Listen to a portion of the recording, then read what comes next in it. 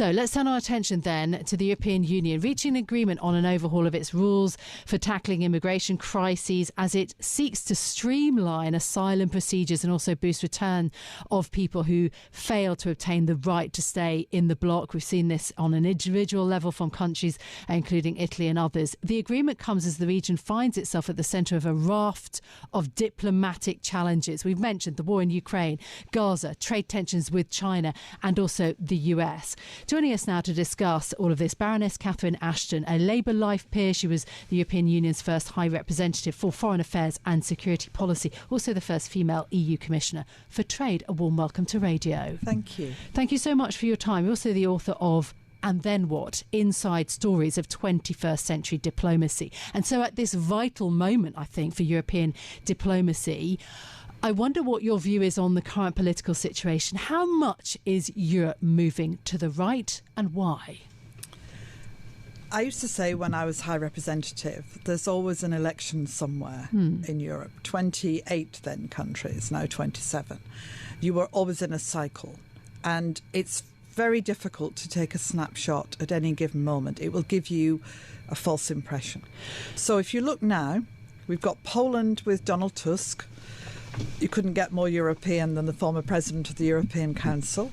You've got the Netherlands with what will happen there. We don't quite know. You've got Slovakia, but he's been in government twice before, so he's a known quantity.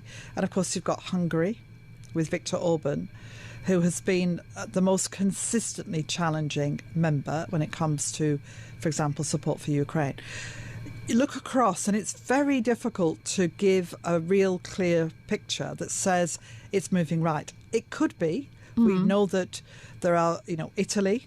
We know that there are issues about what happens. And so you after don't Macron. detect anything unique about the situation around Fortress Europe and really the increased focus on immigration. I mean, that's one particular issue, but you don't detect a rightward move on that front? I think in terms of immigration, it is something that is stoking a move to the right, and it's being used by the right to stoke the move to them. So it's an issue that people are concerned about. They're concerned about it because what they see is greater numbers of people on the move, and with climate change, we're likely to see more people on the move. A lot of them will not come anywhere near Europe. Most of it's happening on continents, particularly on Africa. But we will see people wanting to come to Europe. And that inevitably is an issue that political parties are going to have to show that they've thought about and they have a good response to. And in the EU, the big challenge is between southern states who are on the receiving end of lots of people, and under the current rules, people remain in the country in which they first arrive, and the northern states, and how far they're prepared to support the southern states, both by taking people and by being willing to support and fund what's going to be necessary. And you've seen all the machinations going on in Brussels. And we've seen the today. proximity between the UK Prime Minister Rishi Sunak and his counterpart in Italy, Meloni, and their attempts to forge pretty controversial plans around dealing with the immigration challenges. We've seen immigrants come from Ukraine, of course, and broadly welcomed at the start of the conflict. You mentioned Viktor Orban, who's been standing in the way of this funding that's so desperately needed for Ukraine to pursue its counteroffensives against those Russian forces. What is your expectation? Do you think Europe essentially and ultimately gets this across the line? Is he grandstanding to unlock funds that Hungary is looking for itself? Is this a domestic political play by him? Ultimately, do you think the EU manages to get this across the line? I think they will. Viktor Orban likes the benefits of membership very much, but doesn't like to do the stuff that actually would make a difference to others, either in the EU or outside the EU.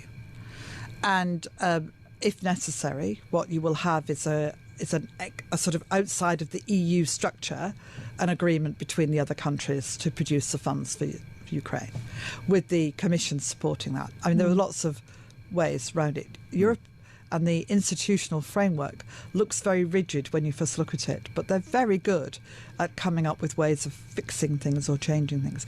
There is a problem more generally when you've got one country able to hold up something that all of the other countries feel is really important.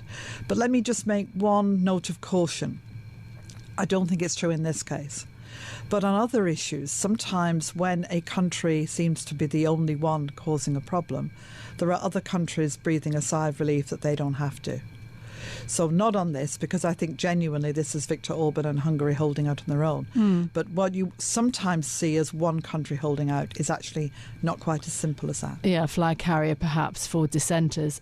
How much pressure do you think there is now to increase Europe's defence budget? And do you see that actually happening? I mean, we're always interested in the data at Bloomberg, and that is very important. This obviously is more overlapping with NATO countries and that pressure.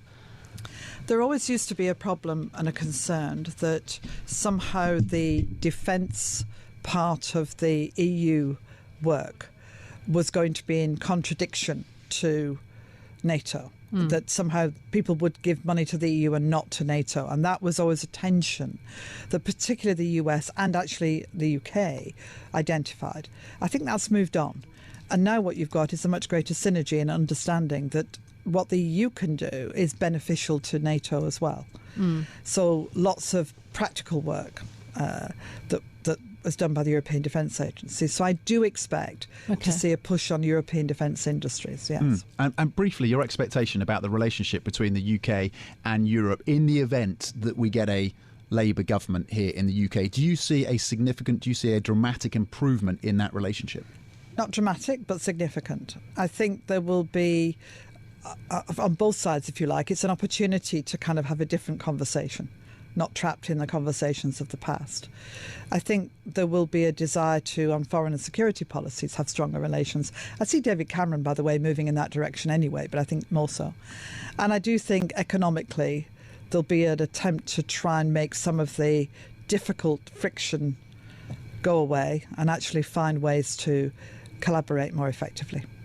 And just lastly, your thought, how much like Tony Blair, obviously somebody that you worked with closely, is Keir Starmer, in a word? Do you think he has that? Can he win? Well, I think it looks like he's going to win, not least because of what the Conservatives are doing. But every leader is completely different, so I never try and equate one with the other. OK. Baroness Catherine Ashton, thank you so much for your time. Thank you for being with us. Labour Live peer and really a very interesting voice in terms of European but also UK and Labour politics.